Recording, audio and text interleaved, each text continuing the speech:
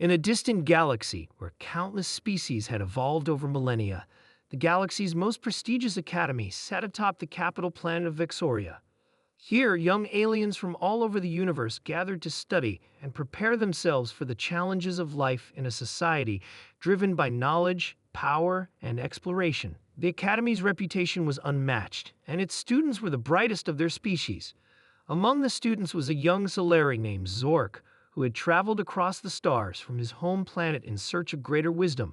He had heard tales of Earth, a small, seemingly insignificant planet in a distant corner of the Milky Way galaxy. But there was something about Earth that intrigued him, something that made it stand out among the millions of planets he had studied. It wasn't until his first history class at the Academy that Zork would learn the truth about Earth. The professor, a stern-looking Corlean named Vrax, was known for her no-nonsense approach to teaching. She began the lesson with an air of anticipation, knowing that the topic she was about to introduce would be one that would forever change the way her students viewed Earth.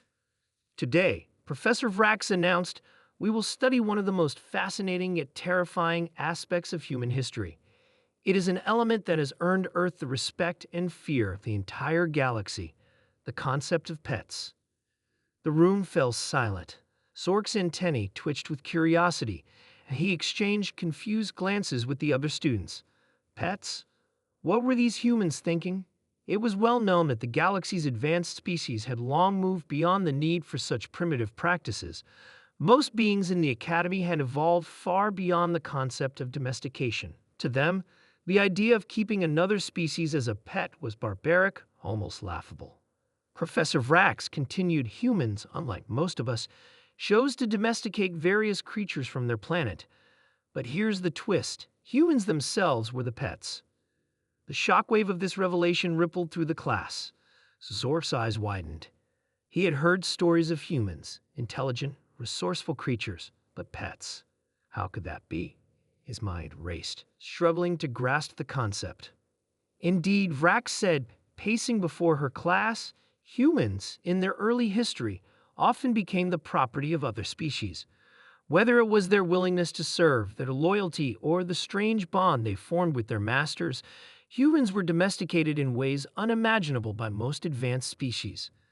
Zork felt his stomach churn. He could not believe it. How could a species as intelligent as humans allow themselves to become pets? His mind raced back to the images he had seen in the Academy's records. Humans standing tall and proud, their societies flourishing with technology and art. But now he was learning that they had once been subjugated. Professor Vrax paused dramatically, letting the silence hang in the air.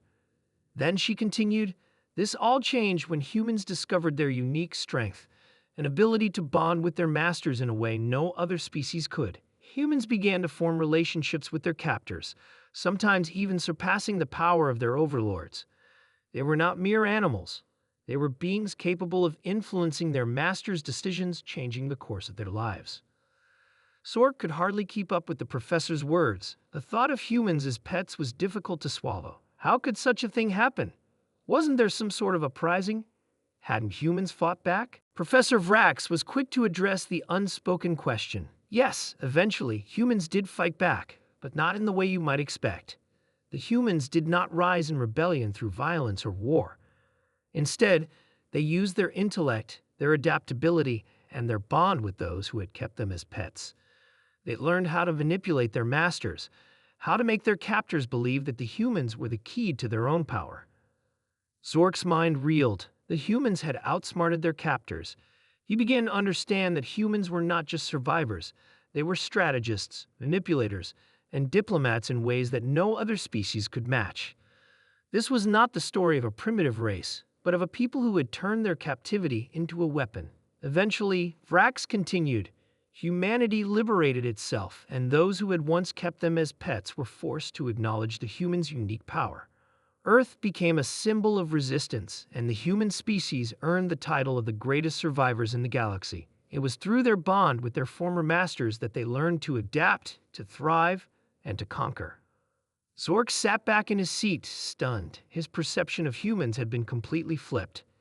He had come to the Academy believing that humans were just another species, but now he realized they were something far more complex and formidable. As the class ended, Zork felt the weight of what he had learned. He had always admired the strength and courage of the galaxy's advanced species, but now he understood that the true strength lay in the ability to endure, to adapt, and to rise above even the most oppressive circumstances. Walking out of the classroom, Zork reflected on the lesson. He had always believed that strength came from power, from military might and technological superiority. But now he knew that true strength came from within, the ability to survive, to change the course of history, and to find a way to thrive, even when the odds seemed impossible. As Zork walked through the corridors of the academy, he overheard some of his fellow students discussing the lesson. One of them, a young Eteran named Vesh, spoke up.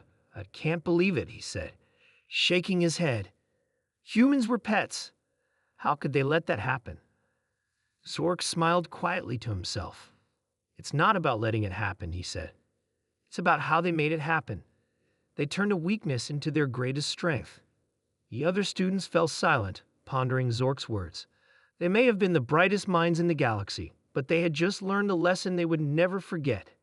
Never underestimate the power of survival, and never underestimate humanity.